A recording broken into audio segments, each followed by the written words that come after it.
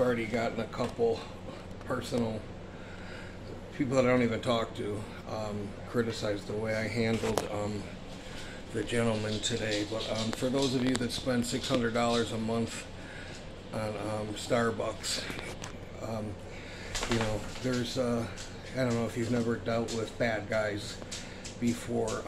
They usually don't take the hint unless you squeeze them a little bit. You know what I mean? Unless you set the tone.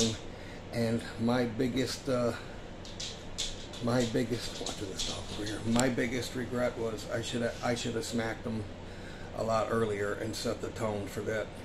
I thought he would just kind of, you know, leave it alone, and I blocked the messages and I blocked the calls. But as a man, it's my job to protect her or whoever else that can't protect themselves.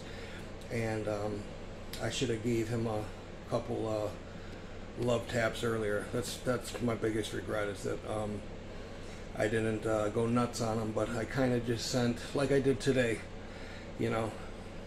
I mean, he survived. He kind of gets the point that, you know, because that's the thing, is I never put my hands on him. I got close and I grabbed him a couple times, but after a while they kind of get used to that, kind of like a dog gets used to a shock collar, and then, you know, they just think, this dude's a big pussy or whatever. So sometimes, you know, you gotta hit them. You gotta act sooner, and you gotta show them that you mean business, you know, in a non-lethal way, I'd say. But that's my only regret about the situation, is that I didn't smack the shit out of him earlier. Okay, Christian, non-Christian, whatever. You know, is God happy with the way I handled it? Probably not. You know what I mean? And you know, that's part of being a human. You know, you don't always do the right thing. I went as long as I could go. No one got killed. No one got maimed. No one got hurt. A couple years ago, I would have left him in a heap.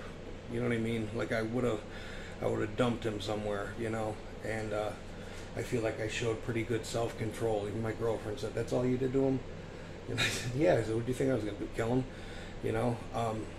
You know, the guy relentlessly, I mean, I've got at least 65 messages from him that are filthy. 4 different phone numbers, just calling me from 9 o'clock at night till 4 o'clock in the morning for like 3 months. You know, he's lucky. That's all that happened to him. You know what I mean? Because I really was toying with the idea of just choking him unconscious. You know what I mean? And leaving him in the street. But I didn't, you know. He's a, you know, people don't understand. I just don't think people, I mean, you know, I've been a bouncer, I've been a corrections officer, and even without that kind of background, I don't think people understand. There's people out there, okay, that will, just like I told her, there's somebody in this neighborhood, okay, that will come in this house and try to fucking rape you or whatever else. You know what I mean? Like, there's people capable of shit like that. You know, that's what the dog's for, that's what the gun's for, that's what I'm for. You know what I mean? You can't get through to these people, okay? Some people, the only stimuli that they relate to is